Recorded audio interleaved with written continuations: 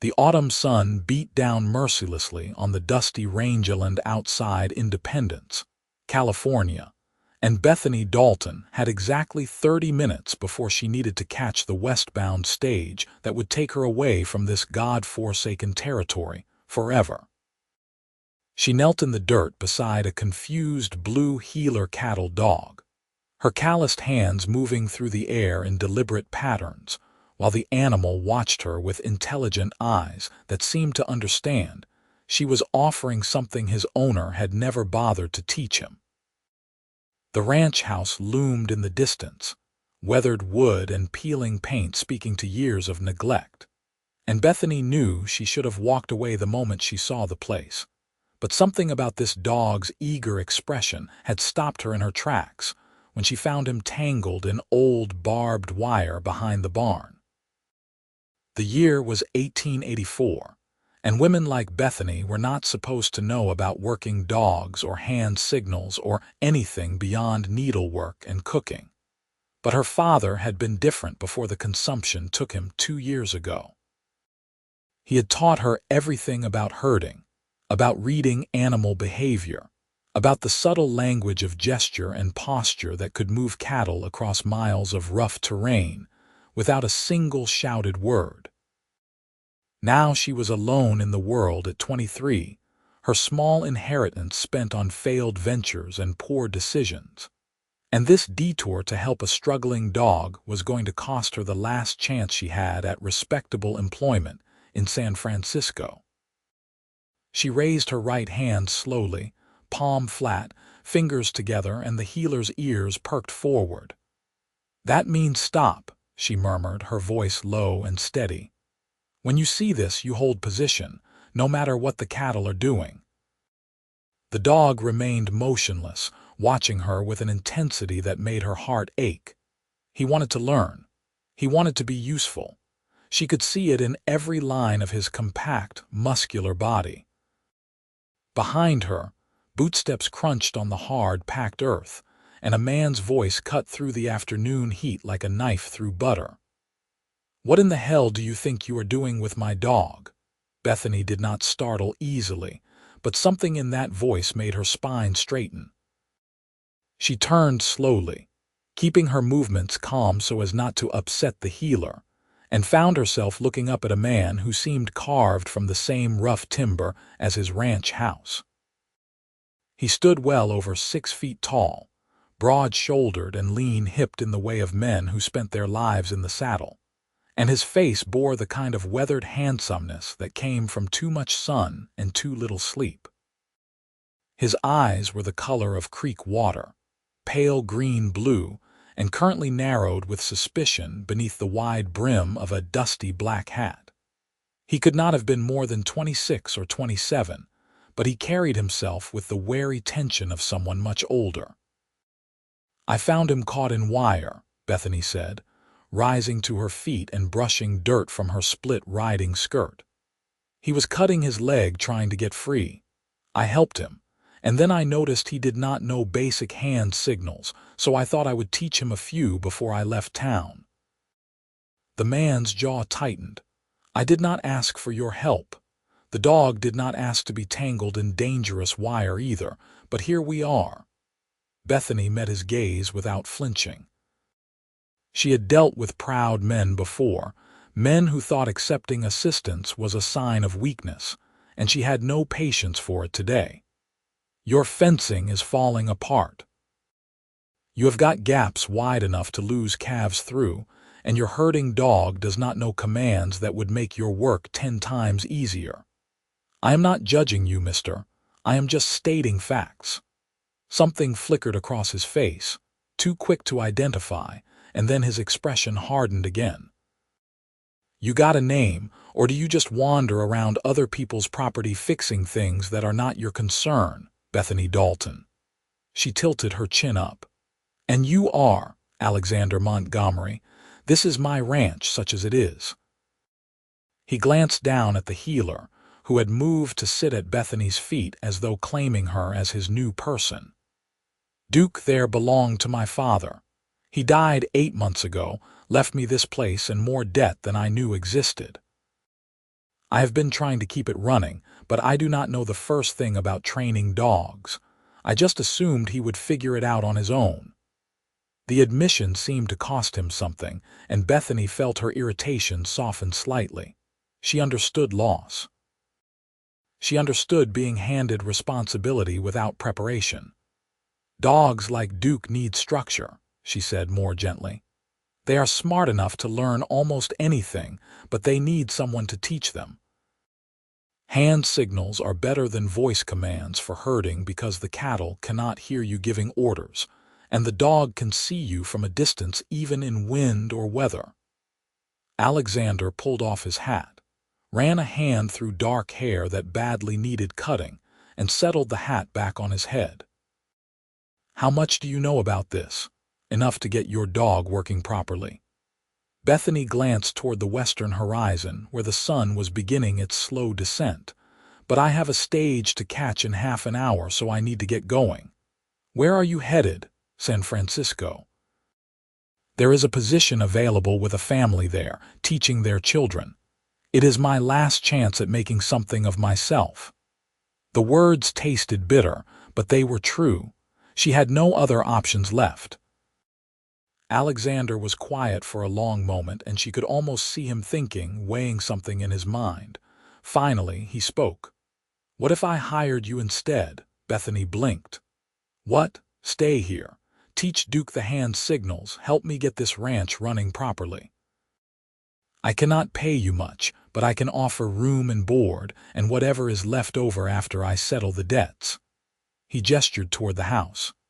"My aunt lives here too, serves as housekeeper, so it would all be proper and respectable. You would have your own quarters." It was possibly the worst offer she had ever received, and yet something in her chest tightened with unexpected hope.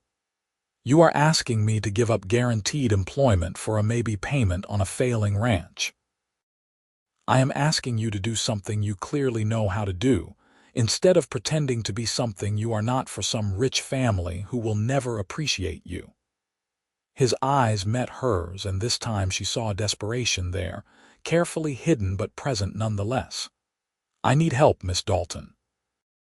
Real help. And I think maybe you need a place where your actual skills matter." Bethany looked down at Duke, who gazed up at her with complete trust, and then back at the ranch house with its peeling paint and broken fences. This was insanity. This was throwing away her last chance at security for a man she had just met and a dog she had known for less than an hour. Every practical bone in her body screamed at her to refuse, to walk away, to get on that stage and never look back. "All right," she heard herself say, "but I want a contract. Written terms, payment schedule, everything clear and legal." The smile that broke across Alexander's face transformed him completely, erasing years of worry and revealing the handsome young man beneath the exhaustion. "I will have it drawn up tonight. Thank you, Miss Dalton. You have no idea what this means." As Bethany watched him stride toward the house, already calling for his aunt, she wondered if she had just made the best decision of her life or the absolute worst. The stage rattled past on the distant road, carrying away her safe option, her respectable future, and she stood in the dust with a cattle dog leaning against her leg and the autumn sun painting everything gold. The ranch house was larger inside than it looked from the outside, with good bones hidden beneath years of neglect. Alexander's aunt turned out to be a formidable woman named Martha Montgomery, somewhere in her late 50s, with iron gray hair pulled back in a severe bun and sharp eyes that missed nothing. She looked Bethany up and down with the thoroughness of a livestock inspector, then nodded once as though reaching a decision. "You look like you can handle hard work," Martha said without preamble. "The room at the end of the hall is yours. It has a good bed and a window that catches the morning light. Supper is at 6. We do not waste food here, and we do not tolerate laziness." "Yes, madam," Bethany said, because there was clearly no other acceptable response. Martha's stern expression softened fractionally. Alexander is a good boy, but he is in over his head. His father drank away most of the ranch income before he died, and the debts are considerable. If you can help turn this place around, you will have earned every penny he pays you. That night, after a simple but filling meal of beef stew and cornbread, Alexander spread papers across the kitchen table, and they worked out the terms of employment by lamplight. He wrote in a careful, deliberate hand, and Bethany noticed his fingers were ink-stained as though he spent time with books and ledgers, not just ropes and branding irons. 3 months trial period, he said, writing it down. $20 a month plus room and board. If the ranch shows improvement in that time, we renegotiate for better terms. Does that seem fair? It was more than fair considering his circumstances, and they both knew it. What exactly do you expect me to do besides train Duke? Alexander set down the pen and looked at her directly. I need someone who understands cattle and herding. My father ran this place on instinct and luck, and when those ran out, he ran it into the ground. I have been trying to learn, but I am missing fundamental knowledge. If you can teach me what you know, help me establish better practices, get Duke working so we can move the herd more efficiently, then maybe I can save this place. The vulnerability in his admission struck something deep in Bethany's chest. Here was a man willing to admit he needed help, willing to learn, willing to work with a woman as an equal rather than a subordinate. It was rare enough to be remarkable. I can do that, she said quietly. But you have to be willing to listen, even when what I say goes against what you think you know. Deal. He offered his hand across the table, and when she shook it, his grip was warm and calloused and steady. Something passed between them in that moment. A spark of connection that had nothing to do with business arrangements and everything to do with the way his eyes held hers just a fraction too long. The first week passed in a blur of activity. Bethany woke before dawn each morning and worked with Duke in the cool hours before the heat became unbearable. The healer was an eager student, picking up the hand signals with a speed that delighted her. Flat palm for stop. Arm sweep to the right or left for directional movement. Fist raised for hold position. Downward point for lie down. Within 3 days, Duke was responding reliably to all the basic commands, and by the end of the week, he was ready to try them with actual cattle. Alexander watched the training sessions whenever he could spare time from the endless repair work the ranch demanded. He fixed fences, mended the barn roof, worked on the water pump that served the livestock troughs, and Bethany often caught him observing her and Duke from whatever task occupied his hands. She tried not to notice the way his shirt stretched across his shoulders when he lifted heavy posts, or the way he pushed his hat back when he was thinking hard about something, revealing more of his sun-browned face. On the 8th day, they took Duke out with a small group of cattle for his first real test. Bethany positioned herself on a low ridge where she could see the whole operation, and Alexander rode his big bay gelding to help move the cows if Duke struggled. The morning was clear and cool, the kind of California autumn day that made the whole world feel full of possibility. Duke looked up at her, every muscle quivering with anticipation, and Bethany felt a surge of pride in how far he had come. She gave the signal to move forward, a sweeping gesture with her right arm, and the healer shot into action like he had been born for this. He circled the small herd, keeping low, using his body position to push them in the direction Bethany indicated with her hand signals. When one calf broke away, Duke was there instantly, turning it back with perfect precision. When the group needed to hold position while Alexander opened a gate, Bethany raised her fist and Duke froze, eyes locked on the cattle, ready to respond the instant they moved. It was beautiful to watch, the ancient dance of predator and prey transformed into partnership and purpose. And when the cattle were successfully moved into their new pasture, Bethany felt tears prick her eyes. This was what she had been made for, this connection to animals and land and work that mattered. Alexander rode up beside her ridge, his face split in a genuine grin that made him look years younger. That was incredible. I have never seen anything like it. Duke did all the work, Bethany said, but she could not keep the pleasure from her voice. You taught him. You saw what he could be and made it happen. Alexander swung down from his horse, ground-tied it, and climbed up to stand beside her. This close, she could smell leather and sage and clean sweat, and she was suddenly very aware of how alone they were out here on the open range. Miss Dalton, I do not think I properly expressed my gratitude for what you are doing here. You are paying me, she said, aiming for lightness. Gratitude is not necessary. It is though. His voice dropped lower, more serious. You gave up something certain for this gamble, and I know that took courage. I want you to know it means something to me. Bethany met his eyes and found herself caught by the intensity there. He was looking at her the way men did in the romance novels she had read as a girl, the ones she had dismissed as foolish fantasy. But this was real, standing on a ridge in the California morning with a cowboy who was looking at her like she had hung the moon. We should get back, she managed, breaking the moment before it could become something she was not ready to name. Duke will need water and rest before we try afternoon lessons. If Alexander was disappointed by her retreat, he hid it well. They rode back to the ranch side by side, Duke trotting happily behind them, and Bethany told herself that the flutter in her chest was just excitement over the successful training session, nothing more.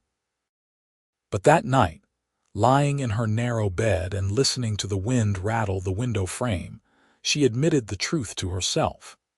She was attracted to Alexander Montgomery in a way that went beyond his handsome face or his obvious strength. She admired his willingness to learn, his determination to honor his father's legacy even as he struggled against the man's poor decisions. She liked the gentle way he treated Duke, the respect he showed his aunt, the careful attention he paid when Bethany explained herding theory or cattle behavior. She was in dangerous territory, and she knew it. Getting emotionally involved with her employer was a disaster waiting to happen, but her heart seemed to have its own ideas about what was wise. The next few weeks fell into a rhythm that felt almost like contentment. Bethany worked with Duke every day, expanding his skills and introducing more complex commands. She helped Alexander assess the herd, identifying which cattle were good breeding stock and which should be sold off. She taught him how to read the land for the best grazing rotation, how to spot signs of illness in the animals before it became serious, how to manage resources through the changing seasons. In turn, Alexander taught her things she had never expected to learn.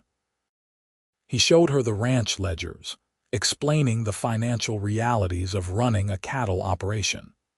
He taught her to shoot, setting up targets behind the barn and patiently correcting her stance until she could hit a tin can from 30 paces. He shared stories about his childhood here, about the ranch when it had been prosperous, about his father before the drinking had consumed him. He was a good man once, Alexander said one evening as they sat on the porch after supper, watching the sun set in streaks of orange and purple. Strong, fair, respected in the community. But my mother died when I was 12, and something in him died with her. He started drinking to cope with the grief, and it just got worse over the years. By the time I came back from working ranches up north, trying to learn the business properly, he was too far gone to save. Bethany heard the pain in his voice, the guilt of a son who thought he should have been able to fix the unfixable. You cannot blame yourself for his choices. I know that in my head. My heart is slower to accept it." He glanced at her, and in the fading light his eyes looked darker, more shadowed. "What about you? You have told me about your father teaching you to work with animals, but not much else." So Bethany told him about her mother, who had died giving birth to a stillborn son when Bethany was 10. About her father, who had raised her more like a son than a daughter because he had no one else to pass his knowledge to. About the years of happiness despite their poverty, the sense of purpose she had felt working beside him. And then about the consumption that had taken him slowly, painfully, leaving her alone at 21 with barely enough money to survive. "I tried to get work at other ranches," she said, surprised by how easy it was to talk to Alexander in the gathering darkness. "But no one wants to hire a woman for that kind of labor. They all assumed I was looking for a husband, not employment. So I tried other things. Sewing, laundry, cooking. Nothing worked out. I was not good at pretending to be delicate and domestic when all I wanted was to be outside working with animals." "Their loss was my gain," Alexander said softly, and there was something in his tone that made Bethany's pulse quicken. "Alexander, I know. I know we have a professional arrangement, and I should not complicate it. But I would be lying if I said I saw you only as an employee, Bethany." He used her first name deliberately, a small intimacy that felt enormous in the quiet evening. "You have brought life back to this place. Not just your knowledge and skills, but you yourself. Coming home is not something I dread anymore. It is something I look forward to." Bethany's throat felt tight. She should discourage this, should reinforce the boundaries between them. Instead, she heard herself whisper, "I look forward to it too, to seeing you, I mean, not just the ranch." His hand found hers in the darkness, warm and rough and gentle all at once. They sat like that until full night fell and Martha called them inside. And Bethany knew with absolute certainty that she was falling in love with Alexander Montgomery. The first real test of their growing relationship came on a cold morning in late November, when a rider galloped into the ranch yard shouting about cattle rustlers. Alexander was already moving before the man finished speaking, grabbing his rifle and calling for his horse, and Bethany felt fear grip her heart. "Let me come with you," she said, catching his arm. "This could be dangerous. I need you to stay here, keep Duke safe." His eyes were already distant, focused on what needed to be done. "Duke and I can help. We can find the cattle faster than you can alone." Bethany held his gaze, refusing to back down. "You know I am right." Alexander hesitated, then nodded sharply. "Get your horse. But you stay back if there is shooting, understood?" They rode hard toward the northern pasture where the rustlers had been spotted, Duke running alongside with tireless energy. The landscape blurred past in shades of brown and gold, the morning sun not yet high enough to burn off the chill. When they crested a rise and saw the situation below, Bethany's stomach clenched. A group of 4 men were herding about 20 head of Alexander's cattle toward a ravine, clearly planning to drive them off the property. They were rough-looking characters, heavily armed, and they spotted Alexander and Bethany immediately. "That is far enough, Montgomery," one of them shouted. "These cattle are payment for your father's debts." "My father's debts are mine to settle, not yours to collect," Alexander called back, his voice hard as iron. "Turn those cattle around and ride out, and we will call it a misunderstanding." The rustler laughed, an ugly sound. "Or what? You are 1 man and a woman. We are 4 armed men who are not afraid to shoot." Bethany's mind raced. Direct confrontation would likely end in violence, but if they could separate the rustlers from the cattle, scatter the herd so it could not be driven off easily, they might force a different outcome. She caught Alexander's eye and made a quick series of hand signals that she had taught him along with Duke's commands. "Circle behind. create chaos. Trust me." For a moment she thought he would refuse, insist on facing the men head-on, but then he gave a tiny nod. While he continued talking to the rustlers, drawing their attention, Bethany slipped sideways along the ridge with Duke at her side. The healer understood that something was wrong, his body tense and ready. She worked her way around until she was positioned behind the nervous cattle, then gave Duke the command to scatter. The dog exploded into motion, barking and charging the herd in a deliberate pattern designed not to gather but to disperse. The cattle, already skittish from being pushed by strangers, panicked and bolted in multiple directions. The rustlers shouted and tried to regain control, but Duke was relentless, driving the animals away from the group, making it impossible to keep them together. In the confusion, Alexander rode down hard, rifle ready, and the rustlers suddenly found themselves surrounded by chaos and facing an armed man who looked more than ready to fight. The odds had shifted, and they knew it. "This is not worth dying over," one of them muttered, and they spurred their horses away, heading east at a gallop. Alexander did not chase them, instead turning to help Bethany and Duke gather the scattered cattle.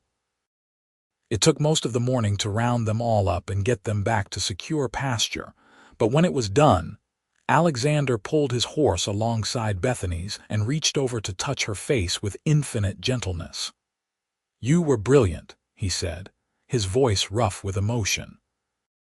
"And you scared 10 years off my life." "We were brilliant," she corrected, turning her face into his palm. "You, me, and Duke, we make a good team. The best." His thumb brushed her cheekbone, and Bethany saw everything she was feeling reflected in his eyes. "Bethany, when this started, I hired you to help save the ranch. But somewhere along the way you became the reason I want to save it. I know it is too soon, I know I should wait, but I have to tell you. I am in love with you." The words hung in the bright November air, and Bethany felt her heart expand until it seemed too large for her chest. "It is not too soon," she said softly. "I love you too, Alexander. I think I have since that first day when you were willing to admit you needed help." He kissed her then, leaning across the space between their horses, and it was awkward and perfect, and everything Bethany had never let herself dream of.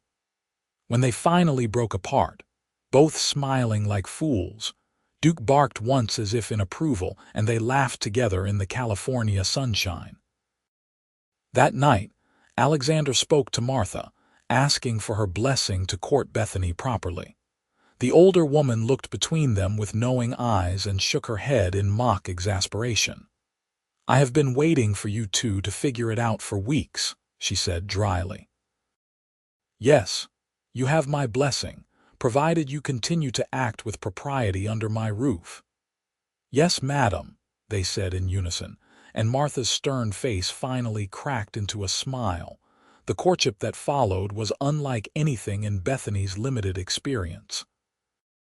Alexander was attentive and respectful, stealing moments alone with her when work allowed, bringing her small gifts like wildflowers or interesting rocks he found while riding fence lines. They talked for hours about everything and nothing, discovering shared opinions and debating friendly disagreements. He taught her to dance one evening when Martha played the old piano in the parlor, and Bethany felt like she was floating as he guided her through the steps. But it was not all romance and soft moments. The ranch demanded constant attention, and financial pressures mounted as winter approached. The debts Alexander's father had left were more extensive than initially believed, and there were times when Bethany saw the worry etched deep in Alexander's face, the fear that he would lose everything despite his best efforts. "We could sell off part of the land," she suggested one evening as they reviewed the ledgers together. "Keep the best grazing areas, let go of the marginal sections. It would bring in immediate capital to pay down the debts." Alexander resisted at first, reluctant to break up his father's legacy, but eventually acknowledged the wisdom in it. They identified 200 acres on the eastern edge of the property that could be sold without compromising the ranch's viability, and Alexander rode into Independence to make arrangements with a land agent. He returned 3 days later with news both good and difficult. "I found a buyer, a farming family looking to expand. The price is fair, enough to settle most of the outstanding debts. But there is another problem. The bank is threatening foreclosure on the remaining mortgage if I cannot make a balloon payment by the end of February. It is more than we will have even after the land sale." Bethany's mind worked through the numbers she had memorized from studying the ledgers. "How much more?" $500. Alexander sat heavily in the kitchen chair, exhaustion and defeat written across his features. "I do not know where to get it. I have already borrowed against everything I can." $500 might as well have been $5,000 for all the likelihood of obtaining it, but Bethany refused to accept defeat. "Then we need to make it. We have 3 months. What can this ranch produce that would bring in that kind of money?" They spent the next week developing a plan. The cattle herd was healthy now, managed properly for the first time in years. If they could get the spring calves to market early, ahead of the main competition, they might command premium prices. But that meant getting the cows through a successful calving season, and getting the calves to wait quickly, which required better feeding and care than the ranch had previously provided. Bethany threw herself into the work with fierce determination. She organized the pregnant cows into groups based on their due dates, set up calving areas close to the barn where they could be monitored, and created a feeding schedule that would maximize nutrition. Alexander worked beside her, learning everything she knew about animal husbandry, and together they prepared for the make-or-break season ahead. Christmas came quietly, marked by a simple exchange of gifts and a fine meal that Martha prepared with extra care. Alexander gave Bethany a beautiful leather journal with her initials tooled into the cover, meant for recording her animal training observations. Bethany gave him a new saddle blanket she had woven in the evenings, patterned in shades of blue and gray that matched his eyes. They spent the evening on the porch despite the cold, wrapped in blankets and watching stars wheel overhead, and Alexander told her about his dreams for the ranch if they could save it. "I want to be known for quality cattle," he said. "Not just quantity, but animals that are healthy and well managed. I want other ranchers to look at this place and see what is possible with good practices. And I want to build a real home here, Bethany. Not just a business, but a life." She understood what he was asking without him having to say it directly. "I want that too," she whispered. "With you." He kissed her then, slow and sweet and full of promise, and Bethany felt the future spreading out before them like the vast California sky, full of possibility if only they could survive the challenges ahead. January brought the calving season, and Bethany barely slept for weeks. She checked the pregnant cows multiple times each night, helping deliver calves when they struggled, making sure each newborn was nursing properly and staying warm. Alexander was with her for every difficult birth, following her instructions without question, learning to recognize signs of distress and intervene when necessary. They lost only 2 calves, a remarkably low number given the size of the herd, and by the time February arrived, they had 43 healthy young cattle growing strong on their mother's milk and supplemental feed. The plan was working, but it was going to be close. Very close. On Valentine's Day, Alexander surprised Bethany by taking the evening off from ranch work. He asked her to dress in her best clothes and meet him at the barn, and when she arrived, she found the interior transformed. Lanterns hung from every beam, casting warm, golden light. A blanket was spread on fresh hay, with a basket of food and a bottle of wine that must have cost more than Alexander could afford. "What is this?" Bethany breathed, enchanted despite her worry about the money such luxuries must have cost. "This is me courting you properly," Alexander said, offering his hand to help her sit. "I know the last few months have been all work and worry, and I wanted one evening that was just about us." They ate and talked and laughed, and when the food was gone, Alexander pulled a small box from his pocket. Bethany's heart began to pound. "I know the timing is terrible," he said, his voice unsteady. "I know I should wait until the ranch is secure, until I can offer you stability and certainty. But life does not come with guarantees, and the one thing I am certain of is how I feel about you. Bethany Dalton, will you marry me?" He opened the box to reveal a simple gold band with a small diamond, clearly old, and his eyes were full of hope and fear in equal measure. Bethany felt tears spill down her cheeks. "Yes," she said without hesitation. "Yes, Alexander, I will marry you. I do not need certainty about the ranch, I just need you." The kiss they shared was different from all the others, sealed with commitment and promise.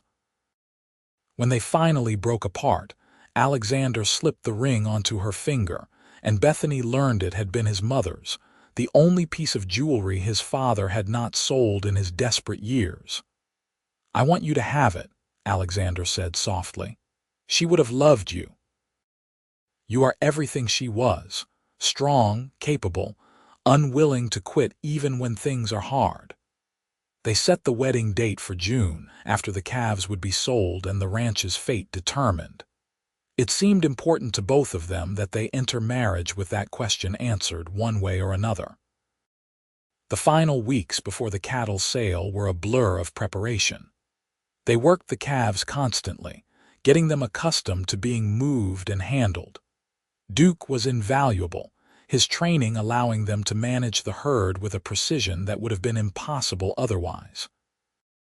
Bethany taught Alexander advanced hand signals for complex maneuvers, and they developed a silent communication system that allowed them to work together seamlessly, even across distance. When sale day arrived in late February, they drove the cattle to the stockyard in independence with their hearts in their throats. Everything depended on the prices they could command. Too low, and they would lose the ranch. High enough, and they might just survive. The auction was crowded with ranchers and buyers from across the region. Bethany stood beside Alexander, trying to project confidence she did not entirely feel, while their cattle were evaluated by sharp-eyed men who made their living knowing exactly what livestock was worth. The calves looked good, healthy and well-grown despite their young age, and she saw approving nods from several buyers. When the bidding started, Alexander gripped her hand so tightly it hurt, but Bethany did not pull away. The prices climbed steadily, competing buyers driving the numbers higher, and when the final gavel fell, they had earned $640 for their 43 head. It was enough. More than enough. They could make the balloon payment with money left over for operating expenses. Alexander pulled Bethany into his arms right there in the stockyard, lifting her off her feet and spinning her around while she laughed and cried at the same time. They had done it. Against all odds, they had saved the ranch. The ride home was jubilant, filled with plans and dreams and relief so profound it felt like floating. When they arrived at the ranch house, Martha took one look at their faces and smiled. "I told you," she said simply. "I told you that you two together could do anything." The next day, Alexander went to the bank and made the payment that secured the ranch's future. When he returned, he found Bethany in the barn with Duke, running through training exercises, and he just stood and watched her for a long moment. She moved with such grace and confidence, every gesture deliberate and effective, and he marveled that this remarkable woman had chosen to build a life with him. "Marry me now," he said abruptly, and Bethany turned to look at him in surprise. "We agreed to wait until June." "I know what we agreed, but I do not want to wait any more. The ranch is secure. We love each other. Why should we spend another 3 months sleeping in separate rooms when we could be husband and wife?" He crossed the barn to take her hands. "Marry me this week, Bethany. Let Martha stand as witness and the preacher in town perform the ceremony, and let us start our real life together now." Bethany searched his face, then smiled slowly. "All right. Yes, let us get married this week." They were wed 3 days later in the small church in Independence, with Martha and a few local ranchers as witnesses. Bethany wore a simple blue dress that brought out the color of her eyes, and Alexander wore his best suit, cleaned and pressed within an inch of its life. The ceremony was brief but heartfelt, and when the preacher pronounced them husband and wife, Alexander kissed Bethany with a tenderness that made her forget anyone else existed. The wedding night was spent in the ranch house, in the larger bedroom that had belonged to Alexander's parents. Martha had diplomatically announced she was spending a few days in town visiting friends, leaving them alone with privacy and propriety intact. Alexander was gentle and patient, and Bethany discovered that the passion between them was as natural and right as everything else in their relationship. They loved each other through the night, learning the language of touch and pleasure, and when morning came, they woke tangled together and smiling. The months that followed were the happiest of Bethany's life. She and Alexander ran the ranch as true partners, making decisions together, working side by side from sunup to sundown. Duke became something of a legend in the area as word spread about the cattle dog, who worked entirely on hand signals, and other ranchers began asking Bethany to train their dogs as well. It became a secondary income source that helped stabilize their finances even further. In July, Bethany realized she was pregnant. She told Alexander one evening as they sat on the porch, the same spot where they had first confessed their love, and watched joy transform his face. "A baby," he said wonderingly, placing his hand over her still flat stomach. "We are going to have a baby. Are you happy?" Bethany asked, though she could see the answer in his eyes. Happy does not begin to cover it. He pulled her close, tucking her against his side. "You have given me everything, Bethany, a future, a purpose, hope, and now this. I do not have words for how much I love you." The pregnancy progressed smoothly through the fall and winter. Bethany continued working with the cattle and training dogs until her 8th month, when Alexander finally convinced her to reduce her activities. Martha fussed over her constantly, making sure she ate well and rested properly, and Bethany found herself surrounded by love and care in a way she had never experienced before. Their son was born in March of 1885, during a rainstorm that broke the long dry spell and turned the ranch land green overnight. The labor was long and difficult, but when Bethany finally held the squalling infant in her arms, every moment of pain was forgotten. Alexander wept openly when he held his son for the first time, this tiny perfect person who had his father's dark hair and his mother's determined chin. "What should we name him?" Bethany asked, exhausted but elated. Alexander looked down at the baby, then at his wife, then back at his son. "Thomas, after your father. He taught you everything that saved this ranch, saved me. It seems right to honor him." Bethany felt fresh tears well up. "Thomas Montgomery, it is perfect." The first year of Thomas's life was a whirlwind of sleepless nights and overwhelming love.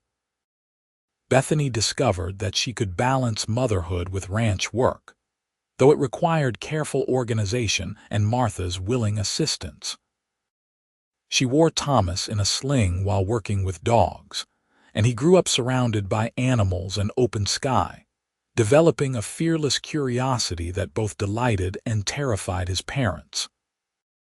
Alexander proved to be a devoted father, patient with the baby's needs, and eager to be involved in every aspect of his son's care. Bethany often found him in the nursery late at night, just holding Thomas and talking to him in a low voice about the ranch, the cattle, the future they were building together. By the time Thomas was walking, the ranch was thriving. Alexander had paid off all the remaining debts and was investing in improvements. New fencing, a renovated barn, better breeding stock. Bethany's dog training business had grown to the point where she had a waiting list of clients, and she had started writing articles for agricultural journals about hand signal training methods, which brought in additional income and enhanced their reputation. When Thomas was 3, Bethany discovered she was pregnant again. This time the pregnancy was easier, perhaps because she knew what to expect, and their daughter was born on a clear September morning in 1888. They named her Catherine, after Alexander's mother, and she had her mother's blonde hair and her father's green-blue eyes. The ranch that had once been failing was now one of the most successful operations in the region. Alexander and Bethany had built something remarkable together, a partnership based on mutual respect and complementary skills. They were known for their innovative practices, their high-quality cattle, and their pioneering work in dog training. Other ranchers sought Alexander's advice on herd management and Bethany's expertise in animal behavior. But more than the professional success, they had built a family and a home filled with love. Martha, now in her 60s, presided over the household with benevolent authority, doting on her great-niece and great-nephew. Duke, now an older dog, had been joined by 2 younger heelers that Bethany had trained, and together they managed the cattle with precision and efficiency. On their 5th wedding anniversary, Alexander took Bethany on a picnic to the ridge where they had first successfully worked Duke with the cattle. The children were home with Martha, and they had a rare afternoon alone together. As they sat looking out over the land they had fought so hard to save, Alexander pulled Bethany close. "You ever regret it?" he asked. "Giving up that position in San Francisco, taking a chance on a failing ranch and a desperate cowboy?" Bethany thought about the woman she had been that day, standing in the dust with a tangled dog and 30 minutes before her stage left. She had been lost then, trying to force herself into a life that did not fit, running from the only things she truly cared about. And then she had met Alexander, who had seen her for who she really was and valued exactly those qualities the world told her to hide. "Not for a single moment," she said firmly. "This life, this ranch, you, our children, this is everything I never knew I wanted. You hired me before sundown that day, and it was the best decision either of us ever made." "The best decision I made was falling in love with you," Alexander corrected, kissing her softly. "Everything good in my life flows from that." They sat in comfortable silence, watching the cattle graze peacefully in the distance, Duke's successor moving among them with the precision that Bethany's training had made possible. The autumn sun painted the California landscape in shades of gold and amber, and Bethany felt a profound sense of contentment settle over her. This was what happiness looked like: hard work and shared purpose, children's laughter and a partner who loved her completely, land that responded to careful stewardship and animals that thrived under thoughtful management. It was not the easy life, not the safe choice she had almost made, but it was real and true and entirely her own. As the years continued to pass, the Montgomery Ranch became a landmark in the region. Alexander and Bethany expanded their operations strategically, never overreaching but always improving. They purchased adjacent land when it became available, increasing their grazing capacity. They invested in windmills for better water distribution. They built a proper training facility for Bethany's dog work, which had evolved from a side business into a serious enterprise. Thomas grew into a thoughtful boy who loved the cattle as much as his parents did. By the time he was 7, he was already working alongside his father, learning to read the land and the animals. Catherine, 2 years behind her brother, proved to have her mother's gift for training dogs and spent hours working with the younger heelers, developing her own style and techniques. In 1891, Bethany gave birth to twin boys, James and Robert, and the house rang with the chaos and joy of 4 children. Alexander built an addition onto the ranch house, creating more bedrooms and a larger kitchen to accommodate their growing family.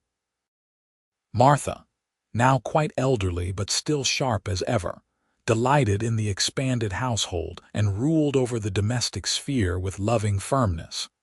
The children grew up understanding that the ranch was not just their home but their heritage, something their parents had fought to save and build. They learned young about responsibility and hard work, but also about the rewards of doing something well. They saw daily how their parents loved each other, how they worked together as equals, how they made decisions jointly and supported each other through challenges. By the time Thomas was 15, in 1900, the Montgomery Ranch was one of the largest and most respected operations in California. They ran over 500 head of cattle on 3,000 acres, employed several ranch hands, and Bethany's dog training program was known throughout the West.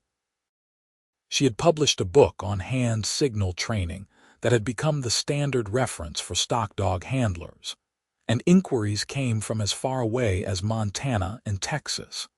Alexander had grown into his role as a prominent rancher and community leader. He served on the local Cattlemen's Association, helped establish fair pricing practices, and was known for treating his employees well and standing up for what was right. But at heart, he was still the young man who had been willing to ask for help when he needed it, who valued partnership over pride. One evening, as they celebrated their 15th anniversary with a family dinner, Bethany looked around the table at the life they had created. Martha, now quite frail but still present, sat at one end. The 4 children, ranging from Thomas at 15 down to the twins at 9, were engaged in animated conversation about some ranch matter. And Alexander sat at the head of the table, his hair now touched with gray at the temples, but his eyes still the same intense green-blue that had captivated her all those years ago. He caught her looking and smiled, that private smile that was just for her, and she felt the same flutter in her chest as she had the first time he had told her he loved her. Time had not diminished what they felt for each other, had if anything deepened it into something more profound than mere romance. They were partners in every sense, bound by shared history and purpose, and the family they had built together. After dinner, they walked out to the porch as they had so many evenings before. The California night was cool and clear, stars brilliant in the vast sky. From the barn came the soft sounds of horses settling for the night. In the distance, cattle lowed peacefully. Duke, the original healer who had brought them together, had passed away years ago, but his descendants carried on his legacy, working the herd with the precision Bethany had taught their ancestor. "You remember what you said to me that first day?" Alexander asked, pulling Bethany into his arms. "When I found you teaching Duke hand signals. I told you your fencing was falling apart and your dog did not know basic commands," Bethany recalled with a laugh. "Not exactly a romantic beginning. You also said you were just stating facts, not judging me. That was when I knew you were different. You saw the problems, but you also saw the potential. You saw me at my worst and believed I could be better." He kissed her forehead gently.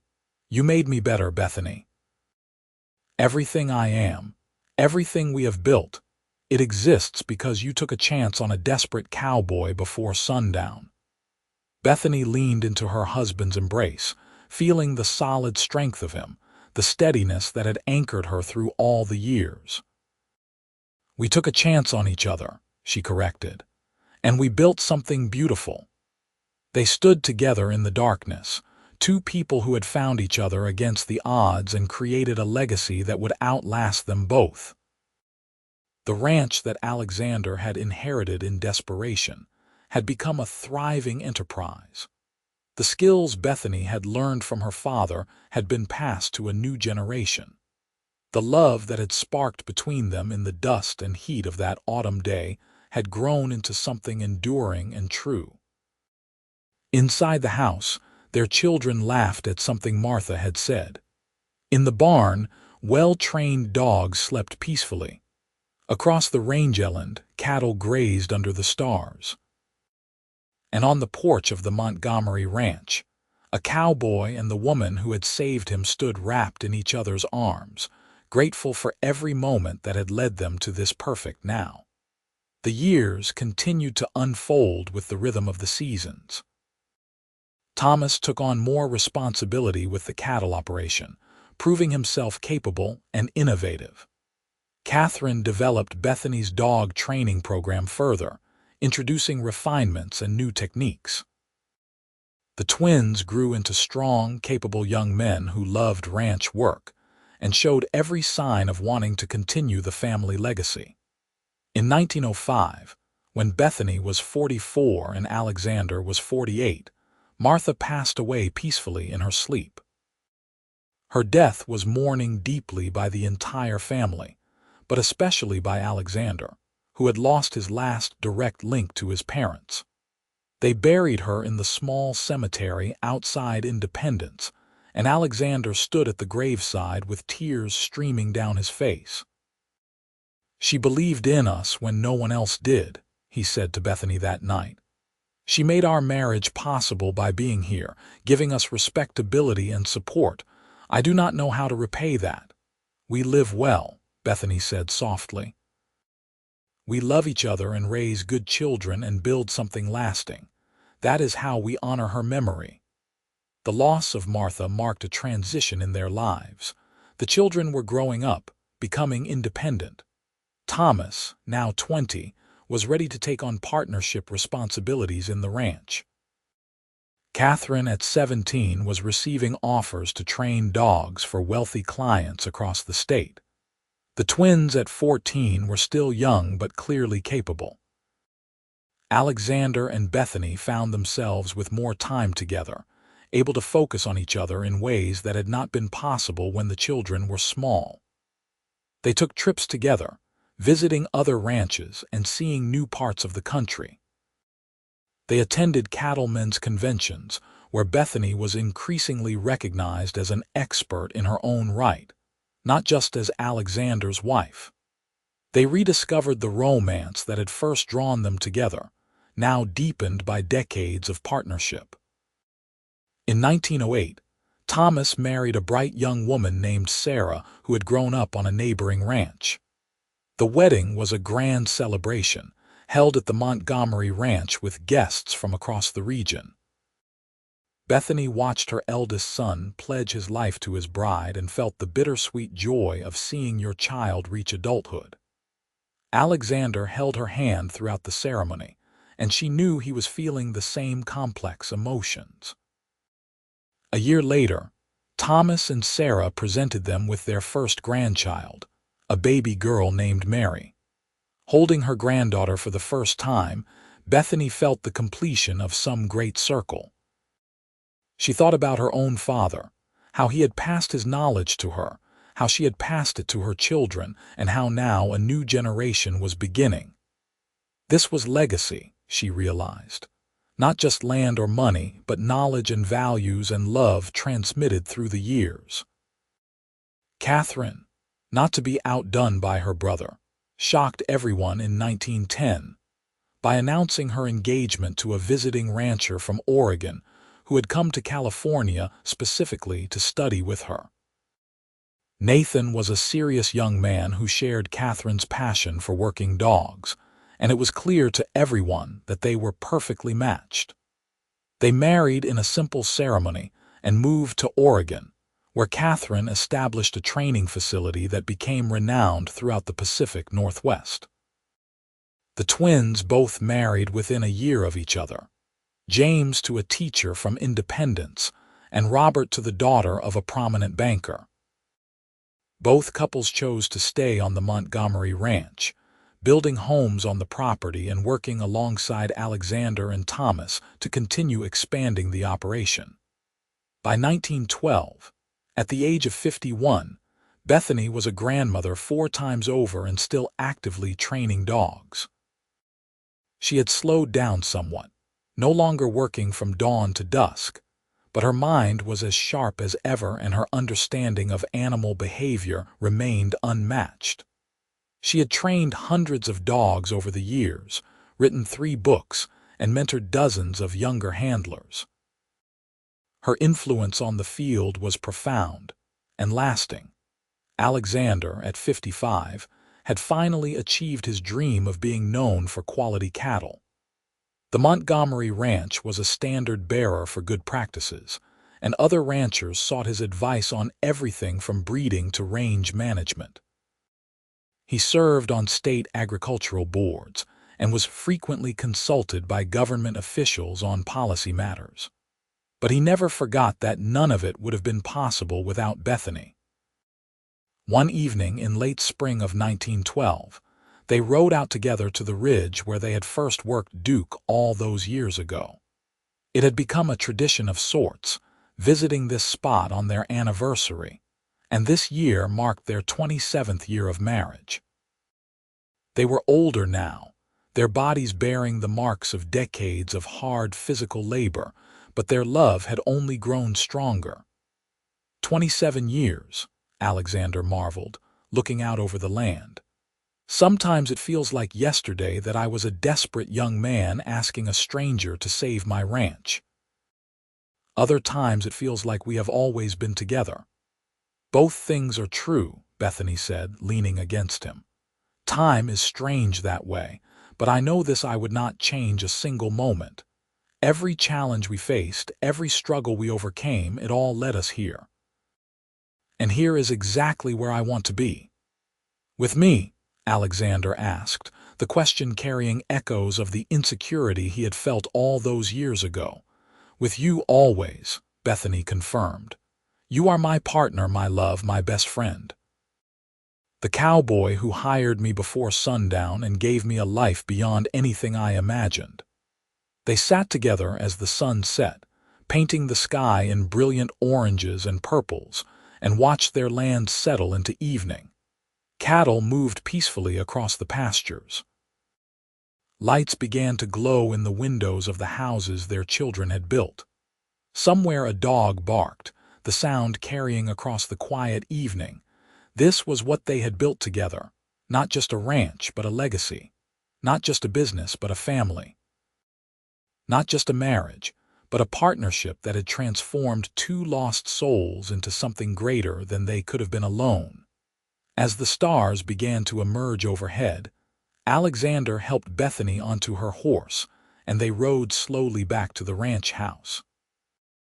Their children would be gathering for the anniversary dinner Bethany had insisted was too much fuss but secretly loved. Their grandchildren would be running around causing chaos. Life would continue in all its beautiful, complicated glory. And at the center of it all would be the love between a cowboy and the woman who had taught his dog to herd by hand signals, who had stayed when she could have left, who had built a life with him, one decision, one day, one moment at a time. The years that followed were gentler, slower, but no less rich. Alexander and Bethany gradually handed more responsibility to their sons, stepping back from day-to-day operations while remaining involved in major decisions.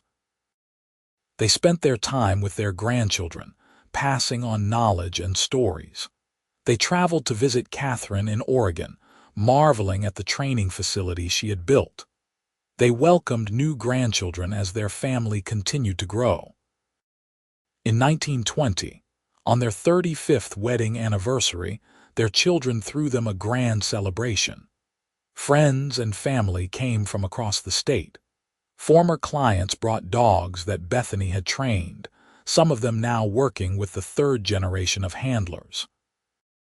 Stories were told about the early days, about Duke and the rustlers, and the desperate fight to save the ranch. Everyone marveled at what Alexander and Bethany had built together. As the evening wound down and guests began to depart, Bethany found herself alone with Alexander in the garden behind the house. They were both in their late 50s now, their hair gone gray, their faces lined with age and experience. But when Alexander looked at her, Bethany saw the same love in his eyes that had been there on their wedding day. 35 years, he said, echoing their conversation from years before. And I love you more now than I did the day I married you. I did not think that was possible, but here we are. Here we are, Bethany agreed, taking his hands. And I would do it all again, every moment, every challenge, every joy. You are the best decision I ever made, Alexander Montgomery.